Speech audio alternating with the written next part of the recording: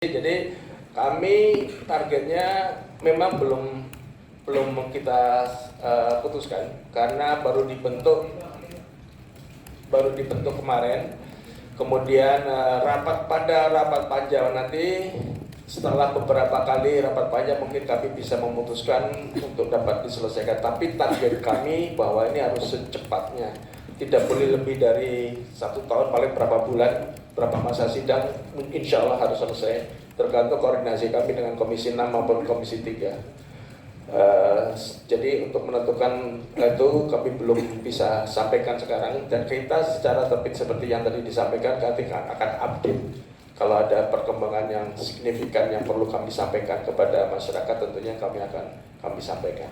Mungkin yang terakhir dari Pak Erika, ada tambahan? Baik, itulah. Terima kasih. Rekan-rekan pers yang saya hormati.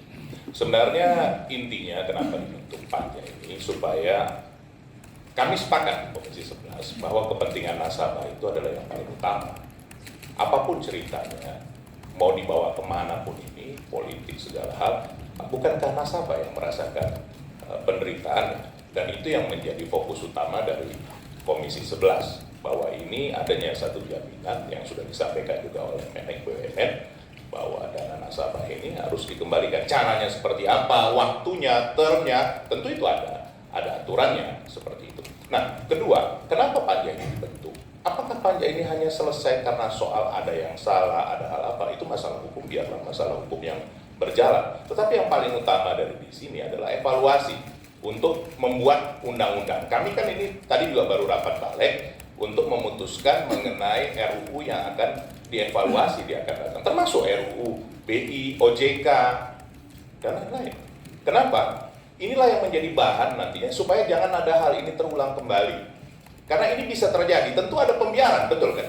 Saya tidak mau berspekulasi, tapi tentu ada pembiaran sekian lama. Ada yang mengatakan Jiwasraya dari tahun 98, ada 2006.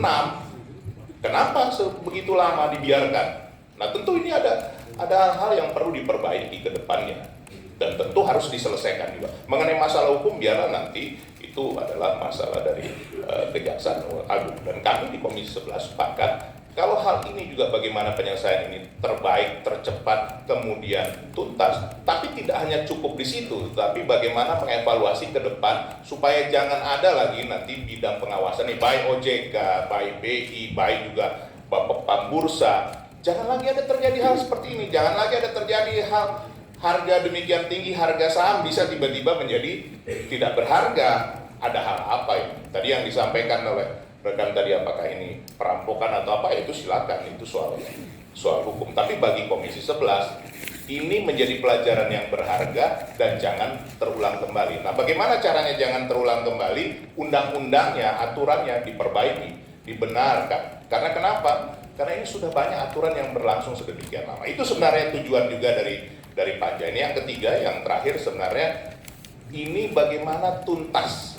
Jadi selesai permasalahannya, selesai juga dengan aturan mainnya yang nanti akan kita bahas di dalam undang-undangnya, tapi juga kepentingan dari nasabah ini juga teratasi. Berapa lama mereka akan menerima kembali dananya, seperti apa, dan tentu ini harus menjadi pembicaraan yang lebih lanjut. Saya rasa itu barangkali Ketua yang bisa saya sampaikan. Prinsipnya kehadiran di Komisi 11 pada hari ini, kami ingin mendapat teman-teman pers itu mendapat penguatan pemahaman dari Komisi 11 bahwa kasus ini terutama